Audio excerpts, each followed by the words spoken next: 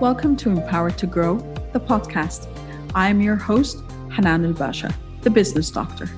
Following our conversations with empowered women who woke up one day and consciously claimed, I am more than enough, I am worthy, I am empowered to grow.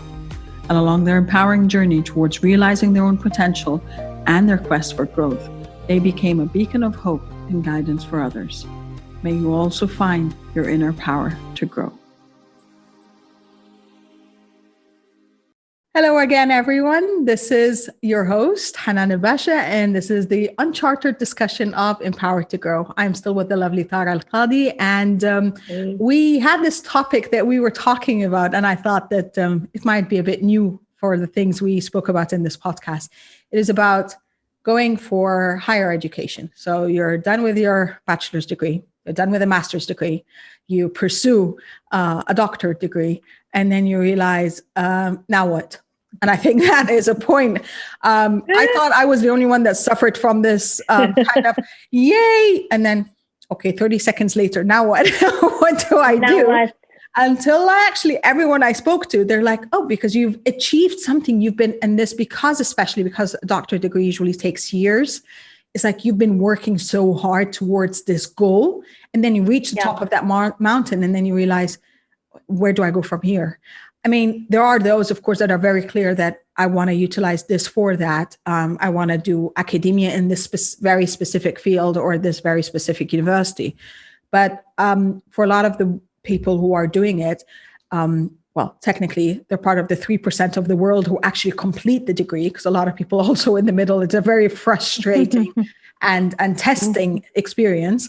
And those that, completed, they're like, okay, now what do I do?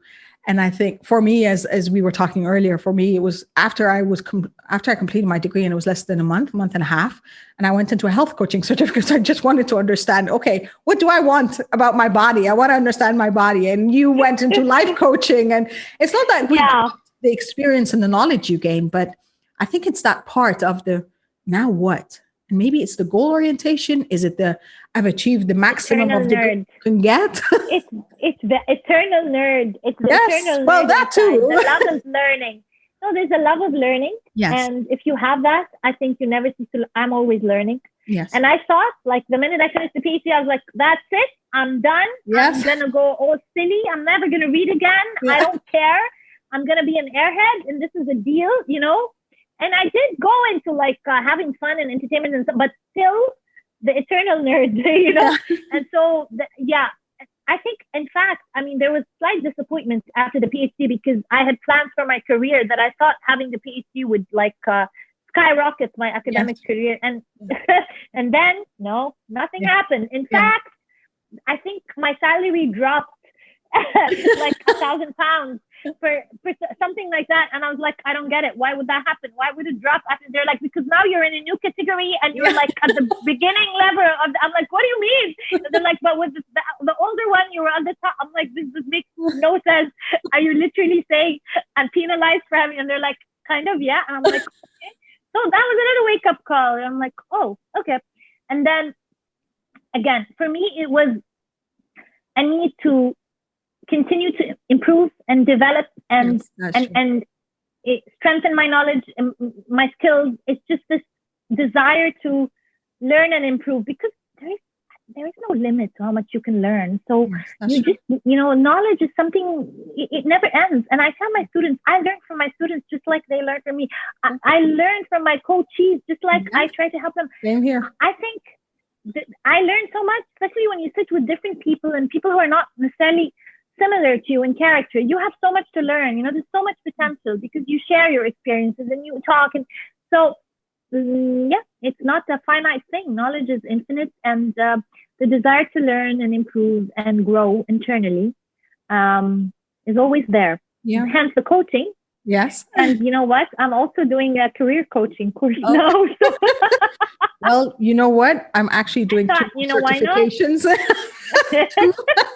So it's kind of my husband the other day, he's like, would you stop, please? There's no place on the wall. And I'm like, okay, we can expand, to the right or to the left.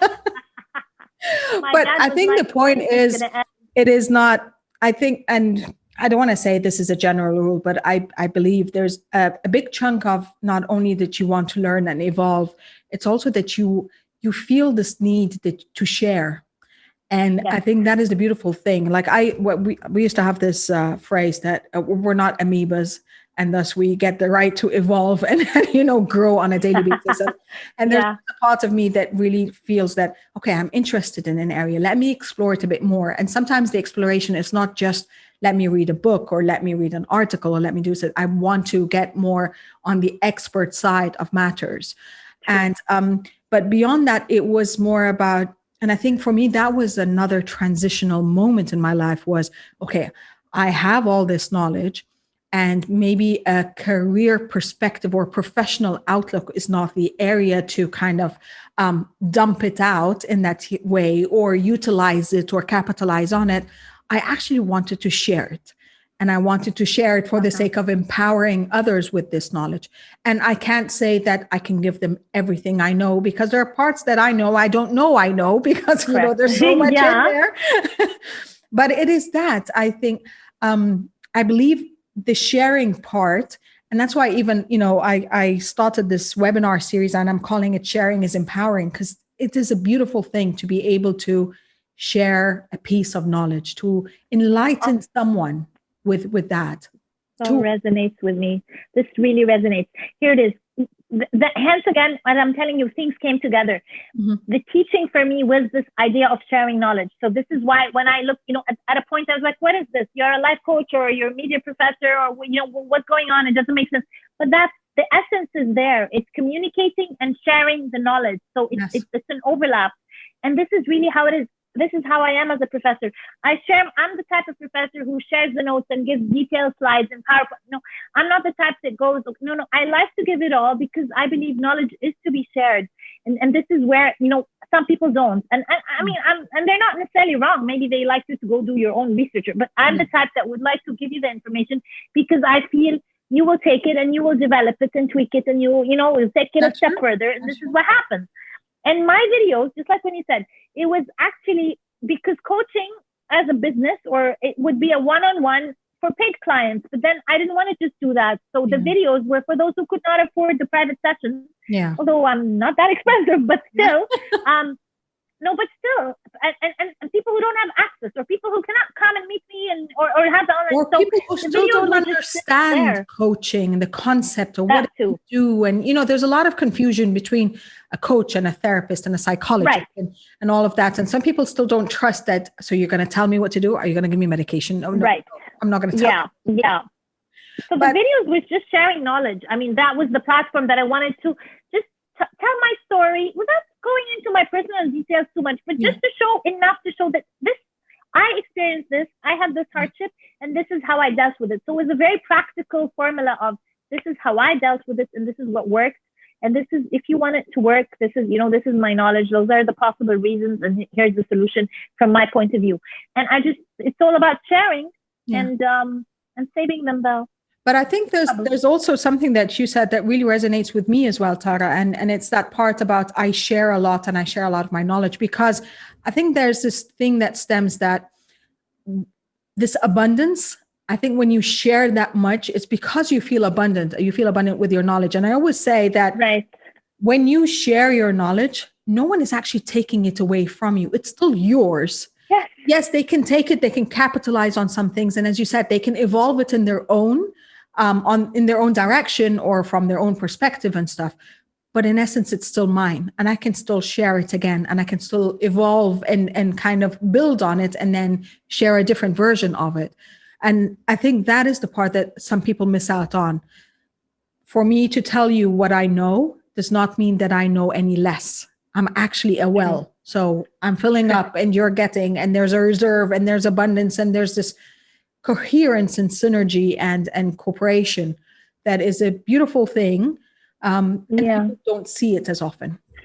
And not just that, not the fact that I know less, there's this competitiveness and there is this sense of hoarding what you know and holding on to it. Are you going to tell her? I tend to always post stuff by other coaches on my page with credit to the coaches, because as I said, you want people to grasp the idea. It's the content. You want the content. If it's good content, content, I want people to know about it. It doesn't matter who said it. It matters what the content is. You want, this is, if the true, the true teacher, I don't know.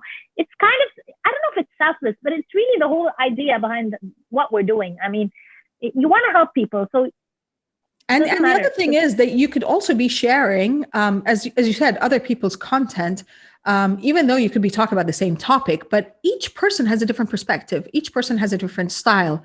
And I've made peace with, I'm not, as I think I was saying on the live in the group, I'm like, I'm not everyone's cup of tea, and I've made peace with that. There are people who will get turned off by my looks, by my voice, by my tone, by my language, which I got also. I'm like, but that's me, and it's okay. And I'm more than happy that for you to still get the benefit, then please get it somewhere else. And that's okay too. You're not taking away from me. I'm adding to you. I'm still coming from a place of serving and a place of giving. Because, it's all about the motive, really, why you're doing it. If you're truly doing it to help others, then it doesn't matter if, the message was yours or somebody else's, as long as, the motive. It's all about the motive and the real intention. So if it's really about helping someone out there, then it doesn't matter who said it, right? Or who has the better idea. It should not be that competitive. For me, you said you're okay. You're now okay with people critiquing you or saying you're not their cup of tea. I learned that the hard way via students. Students are cutthroats nowadays. They're not like when we used to go to college. They're very vocal. And I mean, like now we literally have a weekly evaluation. I mean, it used to be a dentist, and now I'm like, what's going on? Every single day I'm being evaluated. It's pretty much tedious. But so I got, at the beginning I was pretty sensitive and like, God, how could they think? And now I'm like, that's fine. I do what I can. I look at the comments. I try to tweak things, try to improve. That's part of me. My personality is all about improving myself. So I'm okay, but it's okay. Not everybody's going to like you. Not everybody's going to agree with you. Not everybody's going to approve.